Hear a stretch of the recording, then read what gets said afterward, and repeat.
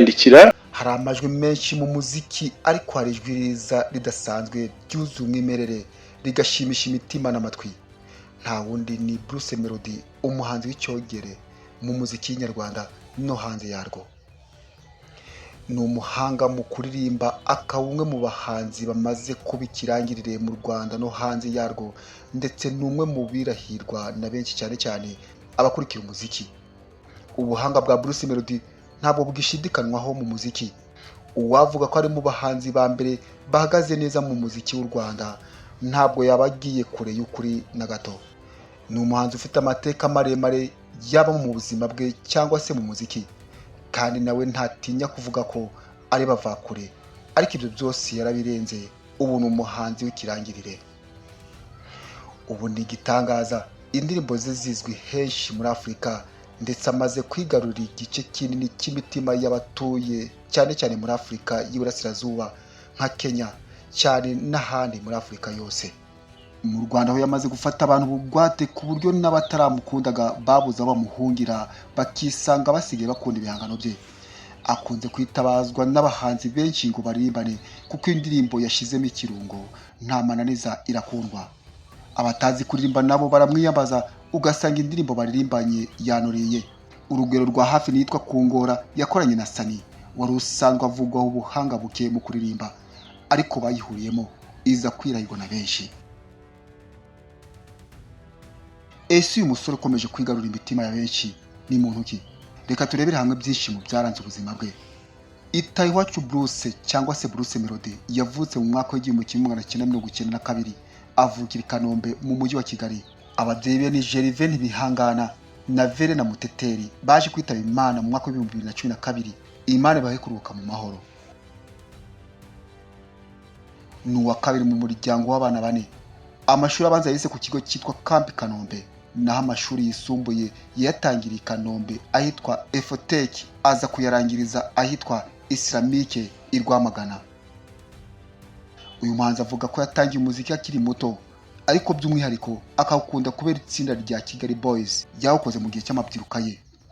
Iri tsinda ryari rigizwe na Mr Skills, MYP na Henry witabye Imana, ari nawe wafashije Melody kujya muri studio bwa mbere. Ati ni Kigali Boys yatumye numva nawe umuhanzi ku giti cyanjye. Mu rugo batwumvishaga indirimbo z'Imana, ntabwo nari nzi ko habaho izindi ndirimbo, ko umuntu ashobora kuririmba ibindi bintu. Nabikomeye kuri iri tsinda, natangiye rero nandika izimeze nk'iza Kigali Boys. Avuga ko hari igihe yafashe inzira akava iwabo akajya i Gikondo gushakisha abo bagize itsinda rya Kigali Boys babaga.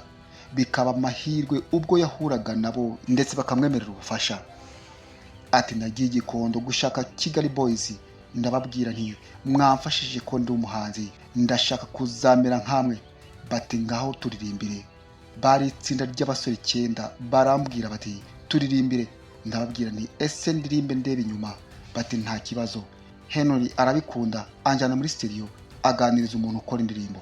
Bruce Melody nubwo yari yemerewe gukorerwa indirimbo, icyo gihe ntabwo byamukundiye kuko producer yaje kugenda amubesha mpaka indirimbo yari yaremerewe idakozwe. Ati nagiye muri studio biturutse ku itsinda rya KGB, by'umwihariko Henry. Icyo gihe producer Jackson Dadua niwe wagombaga kunkorera aho yakoreraga i Nyamirambo. Agenda mbesha birangira yanze. Nabihereye mu mwaka wa 5 w'amashuri abanza, bigira mu mwaka wa 2 w'amashuri yisumbuye indirimbo itarasohoka. Hari n'igihe nigeze kujya mu Ndaraga muri studio n'amaguru nabuze ijana ryo gutega bisi. Mu rugendo rw'ubuzima bw'umuziki wa Bruce Melody ntabwo ajya yibagirwa ukuntu yiga mu mashuri abanza. Hari umusore wari mukuru biganaga wamubeshe ko azamujyana muri studio i Karongi, untakibi wabo dufaranga akatumuha, bikarangira undi amaze igihe kinini yaraburiwe irengero. Bruce Melody washakaga kuba umuhanzi yatangiye kubona ko ibyo kuririmba bishobora kuba bitoroshye, ahitamo kwiga gukora indirimbo akazajya akorera abandi ndetse nawe ubwe. Ati nabonye byanze ntangira kwiga gutunganya indirimbo muri studio ya Maji The Black. Icyo gihe producer piano na Jimmy barakoranaga, bakigishwa piano na Junior Multi System. Nageze aho ndabimenya ndetse ntangira gukorera amafaranga. Igihe cyarageze Amaji aranyirukana. Nakoze muri studio i Masaka nza kubona indi Rwamagana.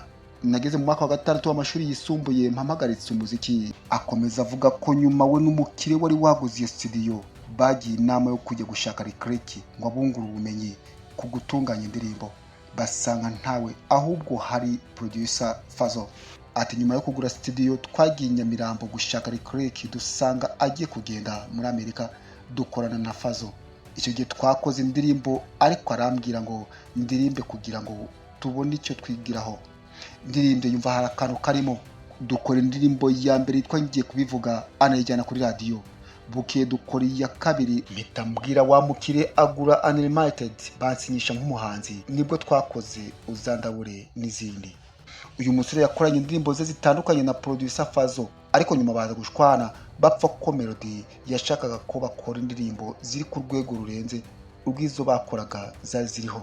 Ati Fazzo twagiranye umwuka mubi, Fazzo ni umuntu nifuza ko twaterana imbere, nashaka ko dushaka ahantu twihugura tugakora indirimbo mu buryo bw'amajwi zisumbuye izo twakoraga. Mbimubwira mu mvugo mbi arababara. Hari igihe wisanzura ku muntu ukamukomeretsa utabizi. Naramubwiye ngo ko indirimbo zawe ziba zoroshye wareka tukihugura.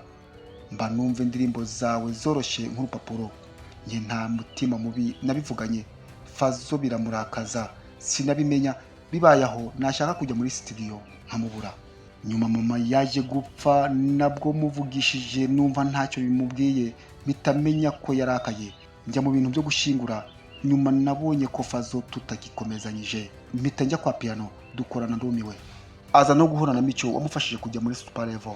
Uyu muhanzi nubwo yari afite ibihangano bikunzwe muri icyo gihe ndetse no mu bari bafatiye runini Super Level, yamuhaga 30% by'amafaranga yakoreye. Mu mpera z'umwaka wa 2025 umuhanzi Bruce Melody yakomeje kugaragaza ko ari umwe mu bahanzi bafite umurongo uhamye n'icyerekezo kirekire mu muziki.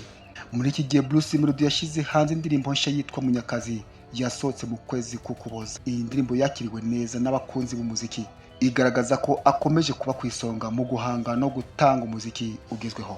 Uyu muhanzi kandi akomeje kwamamaza alubumu ye yise Crowful Generation yasohotse mu mwaka wa 2025. Iyi alubumu irimo indirimbo yakoranye n'abahanzi mpuzamahanga barimo Shaggy, Joboy na Diamond, bikaba byaratumye izina rya Bruce Melody rikomeza kurushaho kumenyekana ku rwego rwa Afurika no ku rwego mpuzamahanga. Mu mpera z'uyu mwaka inkuru yakomeje kuvugwa cyane niyerekeranye n'umubano wa Bruce Melody na The Ben. Nyuma y'ibihe bitandukanye byabaye hagati yabo mu myaka yashize, aba bahanzi bombi bongeye kumvikana banatangaza ko biteguye gukorana mu bikorwa biteza imbere umuziki nyarwanda.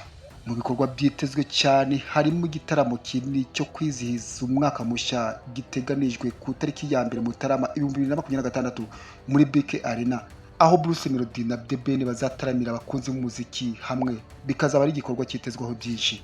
Uretse ibyo, Bruce Melody yakomeje kugaragaza ko afite intego yo kugera ku rwego rw'ibihembo bikomeye ku isi birimo Grammy Award. Avuga ko adateze guhagarara kandi ko azakomeza gukora umuziki ufite ireme ushobora guhangana ku rwego mpuzamahanga. Uyu mwaka wa 2025 Bruce Melody awushoje afite indirimbo nshya, alubumu ikomeye, imikorere misha ndetse n'icyizere cy'ejo hazaza mu muziki. Ni umuhanzi ukomeje kwiyubaka no gutuma umuziki nyarwanda ugera kure. Iyi ni inkuru ya Bruce Melody, umuhanzi ukomeje kuzamura izina rye mu muziki nyarwanda no ku rwego rw'isi. Murakoze kudutega amatwi muri iyi nkuru, ndetse byinshi tubateganyiriza nanone biracyaza. Wowe utarakanda subscribe ndagusaba kugira ngo uyikore kugira ngo utazacikwa n'ibiganiro by'ubutaha.